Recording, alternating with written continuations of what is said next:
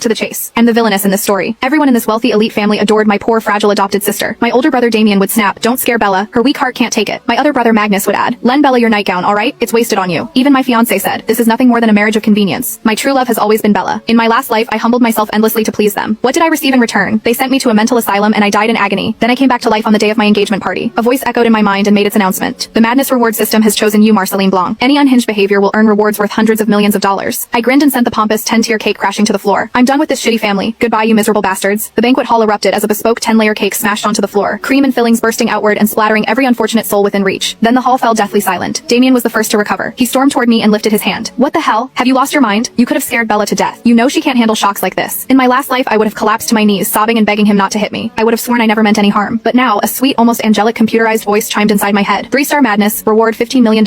My phone vibrated. I glanced at the screen. Oh sweet lord. I caught Damien's wrist, yanked it aside with all my strength, and followed through with a sharp slap across his face, the hardest I had ever delivered. The crowd gasped. Damien stared at me in disbelief. "Did you just hit me? Already lost a few brain cells from the impact?" I sneered and shook my hand to chase away the numbness. "Let this remind you who I am, dumbass. I'm the true heiress of the Blanc family. I wasn't adopted like Bella, so why the hell is she wearing my engagement dress? 4-star Madness. Reward $30 million. Cha-ching. The rush was intoxicating, and so was the sudden jump in my bank balance. Magnus hurried over, brushing past Gabriel Black along the way. He spared the would-be groom no attention and draped his coat around Bella Summers, as if she had just survived a major trauma. "That was completely uncalled for, Marceline," he shouted. "The only thing Bella did wrong was admire your dress. What's so terrible about sharing with your little sister? You don't even wear styles like this. Why waste it on you? Just let her have it, please." How could it not be my style when I was the one who flew all the way to the fashion capital of Perez to have it custom made? The process had taken 3 months and cost $1 million.